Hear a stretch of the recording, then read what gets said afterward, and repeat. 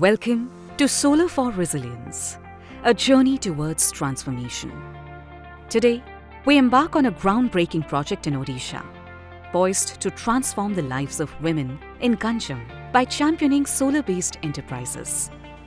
Under this project, horticulture, millets, and other products will be transformed into value-added goods using solar-based technologies and creating market linkages that promise sustainable incomes. It is a stride towards reducing post-harvest losses, enhancing sustainable livelihoods, and boosting local economies, particularly for women micro-entrepreneurs. This project is supported by WFP, World Food Programme, in collaboration with the Directorate of Horticulture of the Department of Agriculture and Farmers Empowerment of the Government of Odisha. It uses cutting-edge solar solutions designed by our technology partner, S4S Technologies. As the S4R project is being implemented in Ganjam district, it is important for us to know the district better before we can delve deeper into our journey. During the initial scoping, it came to light that the majority of the village population falls between the age groups of 30 to 45 and 45 to 60, presenting us with a large pool of potential participants.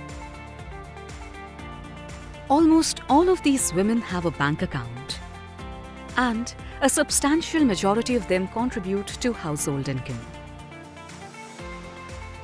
Furthermore, more than half of them are active members of self-help groups. In terms of agriculture, a significant portion is involved in the cultivation of vegetables. However, the region faces its own set of challenges, as most households have very low incomes, and men are often the sole decision makers in agricultural activities. During the initial interactions with the community, it became evident that almost none of the respondents currently have experience using solar-based technologies for vegetable processing. However, they showed a notable willingness to learn and adopt new practices that not only benefit the environment but also have the potential to enhance their incomes. It has also been observed and known that the true measure of success for any project lies in achieving community ownership for the project. The guidelines presented in this video will help field functionaries to effectively engage with the community, overcome key challenges, and understand their roles, which include building and maintaining excitement about the project, fostering active community involvement, bridging personal and local differences, and building a unified consensus on the project's goals and methods. The field functionaries play a crucial role in ensuring that the community will not just be a participant, but a driving force in this endeavor. The first phase of our journey will involve community consultation. The field functionaries will undertake these community consultations, sharing the project's vision, learning about the community's needs, and co-creating a roadmap for the project. The field functionaries will also be responsible for conducting regular community meetings. The first community meeting is critical icebreaker between the project team and the community. During the first meeting with the community, the field functionaries will introduce the project stakeholders. The project's goals, including enterprise promotion, women empowerment, and post-harvest loss reduction using solar-based technologies, will also be discussed. Key benefits such as sustainable livelihoods and increased incomes expected from the project will also be highlighted during these discussions. The field functionaries will explain how the units of 3 women will operate solar processing enterprise, detail the economic incentives, and discuss ownership models, including both rental options and an ownership model through low-interest loans for purchasing equipment. This meeting sets the stage for a collaborative journey ahead. After the community is oriented about the project, selecting the right micro-entrepreneur will be the next pivotal step towards the success of the project. The selection of micro-entrepreneurs, MEs, will be guided by 4 key criteria. First, the micro-entrepreneurs should be in the age group of 22 to 45. Second, the membership in women SHGs is necessary. A clear banking record with no history of defaulting on loans is the third essential requirement. Finally, special consideration will be given to landless and marginal female farmers.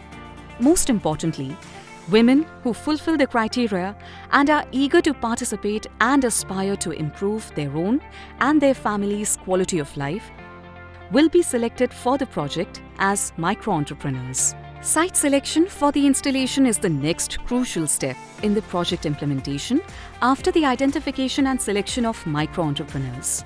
Carefully choosing the right sites for the processing equipment is essential, as the site of installation can be key in determining if the unit will be even functional or not.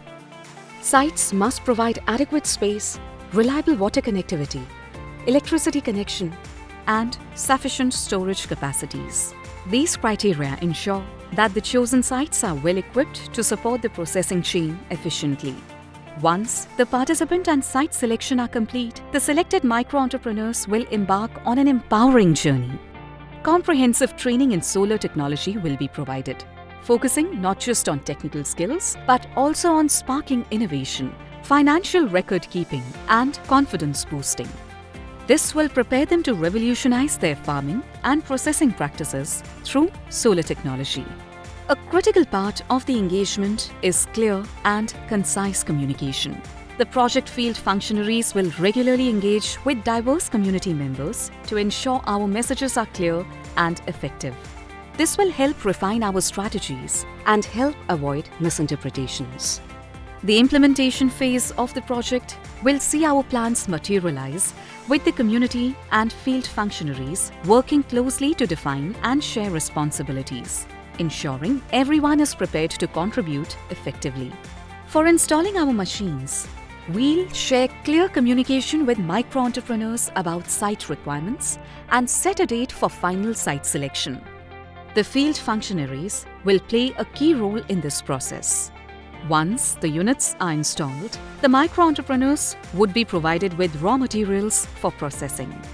The procurement of these raw materials will be through local FPOs based on their ability to supply timely and cost-effectively, or directly the farmers or nearby markets. Linking micro-entrepreneurs to these FPOs is crucial for active and continuous supply chain. Processing units run by groups of 3 micro-entrepreneurs will handle the produce with equal distribution of labor, ensuring efficiency and teamwork. We'll continue to support these women, monitor progress, and adapt our strategies committed to the community's long-term success and well-being. S4S Technologies will oversee the procurement of processed goods with payments to micro-entrepreneurs based on the quantity of raw material processed. WFP will coordinate with the district government and facilitate payments, guaranteeing timely compensation. To support the micro-entrepreneurs, WFP may work with the government to facilitate low-interest bank loans to reduce their financial burden, ensuring clear communication about loan terms from the outset. Furthermore, adhering to industry quality norms, the high-quality dried goods produced by these women will be further processed and packaged for the food and beverage industry. As the expertise and the project grow, we also anticipate significant potential for local sales. As we stand on the brink of this journey, we envision a future where not only are post-harvest losses significantly reduced and incomes generated for the community, but a movement is also born. A movement led by women, transforming them from beneficiaries to agents of change, working towards environmental sustainability. This is merely the beginning of a transformation, and we foresee this getting replicated in other regions in the near future.